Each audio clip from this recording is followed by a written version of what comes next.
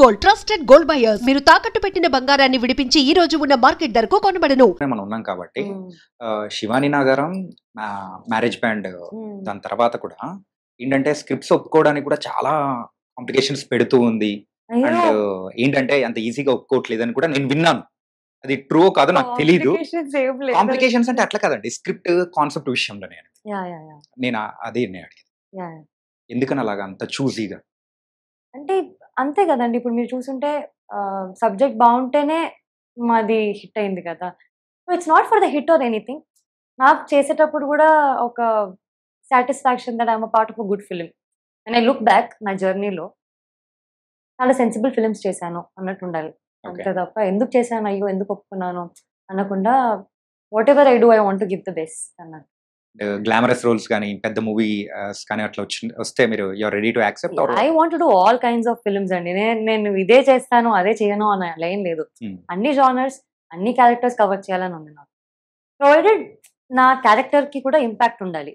Just అలా వచ్చి వెళ్ళిపోవడం I don't want do that. I want to screen space అని కూడా కాదు, మళ్ళీ ఏమన్నా కాంట్రిబ్యూషన్ ఉందా స్టోరీలో, నా వెయిట్ ఏమన్నా ఉందా, నేను ఏమైనా చేస్తున్నానా అనేది it matters to me.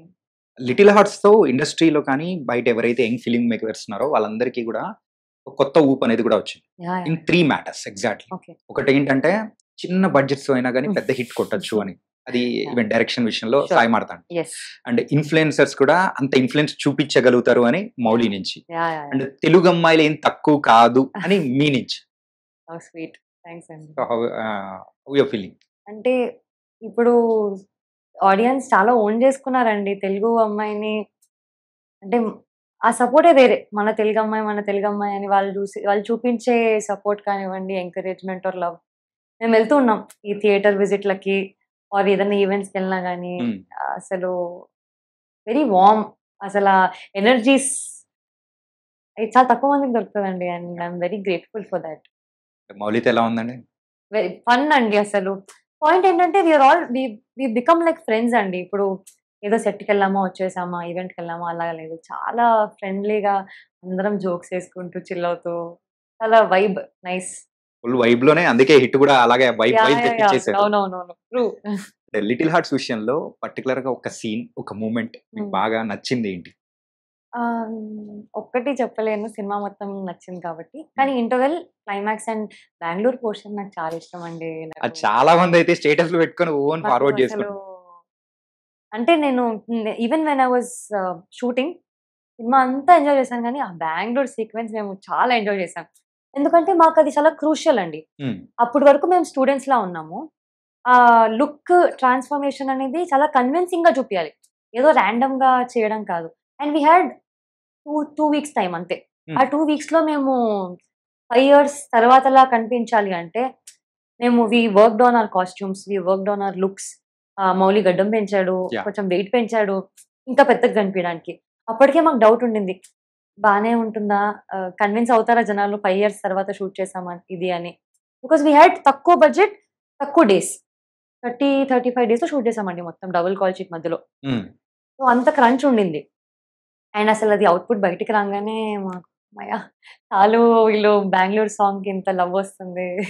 Bengaluru portion అంతా కూడా గొరిల్లా షూట్ మోడల్లో వెళ్ళారని చెప్పేసి అన్నారు కదా. ఆ టైంలో మిమ్మల్ని గుర్తుపట్టడం కానీ, మౌలిని గుర్తుపట్టడం కానీ మధ్యలో ఏదైనా జరిగిందా అట్లాంటి ఇన్స్టెన్స్?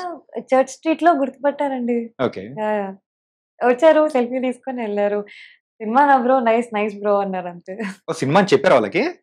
అంటే షూట్ చేస్తున్నాం కాబట్టి ఒకటే కెమెరా ఉండింది. ఓ నైస్ బ్రో, చూస్తాం కానీ వాళ్ళకి తెలియదు లిటిల్ హార్ట్స్ అని. అప్పటికి ఏం అనౌన్స్ చేయలేదు మేము. ఇన్స్టా ఇన్ఫ్లుయెన్సర్ కైండ్ ఆఫ్ కొన్ని చేస్తూ ఉన్నారు రీల్స్ కానీ. Then later you entered as a singer later తర్వాత హీరోయిన్. అంటే I was never into influencing and all అండి.